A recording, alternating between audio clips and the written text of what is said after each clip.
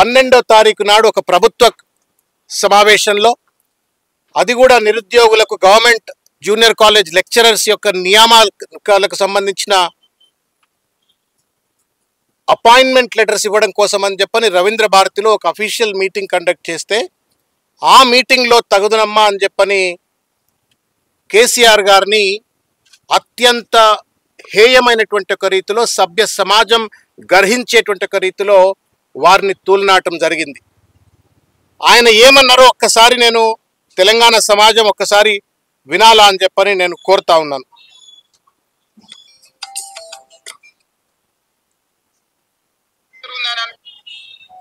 మీకు మీరు మాకు స్ట్రేచర్ ఉందని అనుకుంటే ఆ స్ట్రేచర్ ఉందని విర్రవీగితే స్ట్రెచర్ మీదకి పంపించరు.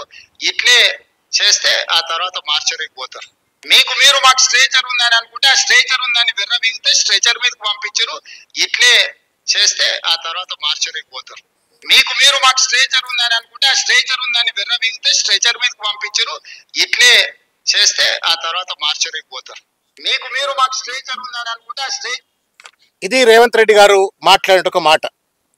నేను చేతులెత్తి నమస్కారం చేస్తూ ఈ తెలంగాణ గడ్డపై ఉన్నటువంటి ఒక మేధావులను కావచ్చు, విద్యార్థులను కావచ్చు, కార్మికులను, కర్షకులను, 50 మంది బుద్ధిజీవులందరినీ కూడా నేను చేతులెత్తి నమస్కారం చేస్తే, ఒక్కసారి ఈ వీడియోలో రేవంత్ రెడ్డి గారు మాట్లాడినటువంటి ఒక మాటల యొక్క అర్థం, ఈ మాటల వెనక ఉన్నటువంటి కుట్ర ఏందో ఒక్కసారి అర్థం చేసుకోవాలని చెప్పి నేను కోరుతా ఉన్నాను. అలవోకగా మాట్లాడిన మాటలు కావు. దీనికంటే ముందు, ఇది రికార్డులో లేదు, దీనికంటే ముందు మీరు యూట్యూబ్లో కొడితే కనబడుతుంది.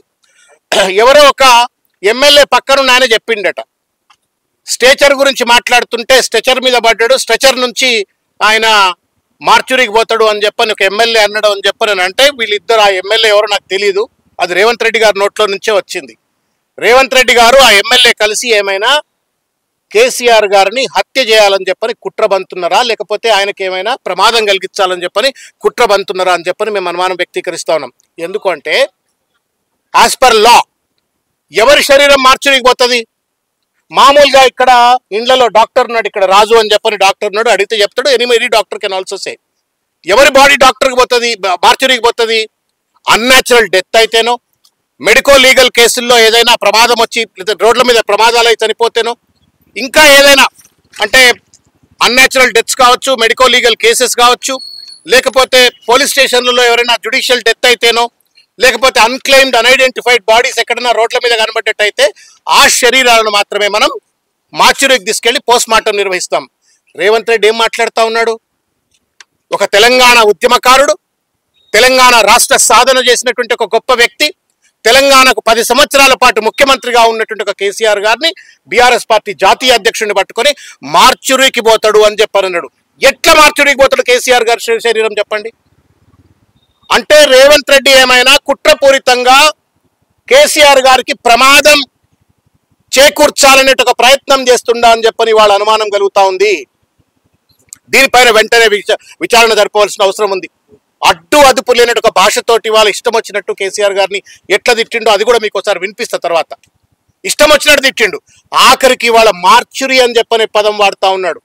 మార్చురీ అంటే ఇట్స్ క్రిమినల్ ఇంటిమిడేషన్. ఇది ఇండియన్ పీనల్ కోడ్ ప్రకారంగా, సిఆర్పిసి ప్రకారంగా, భారతీయ న్యాయ బిఎన్ఎస్ఎస్ ప్రకారంగా వారు మాట్లాడిన, ముఖ్యమంత్రి హోదాలో కూర్చొని మాట్లాడిన మాటలు ఇవి క్రిమినల్ ఇన్ నేచర్, కాన్స్పిరసీని రిఫ్లెక్ట్ చేస్తూ ఉన్నాయి.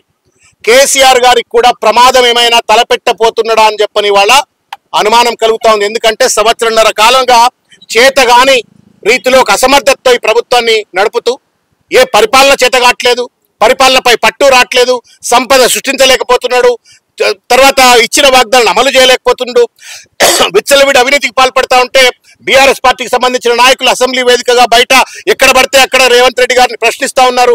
ఇవాళ నిరాశ నిస్పృహలకు లోనైపోయి ఒక ఫ్రస్ట్రేషన్ గురైపోయి ఇవాళ ఆఖరికి కేసీఆర్ గారిని నేను మార్చురీకి పంపిస్తా అని చెప్పని ఒక ఔచిత్యానికి వాళ్ళ దిగజారిండు. అంటే రేవంత్ రెడ్డికి ఆ ముఖ్యమంత్రి కుర్చీలో కూర్చున్నటువంటి అర్హత లేదు. సిగ్గు ఎగ్గు లేకుండా రేవంత్ రెడ్డి గారు మాట్లాడినారు. నేను అడుగుతా ఉన్నాను రేవంత్ రెడ్డి గారిని, ముఖ్యమంత్రి గారు, మాజీ ముఖ్యమంత్రి గారు కేసీఆర్ గారు 75 సంవత్సరాల వయసు ఉన్నటువంటి ఒక పెద్ద మనిషి, 50-55 సంవత్సరాల సుదీర్ఘమైనటువంటి ఒక రాజకీయ జీవితం ఉన్నటువంటి ఒక వ్యక్తి.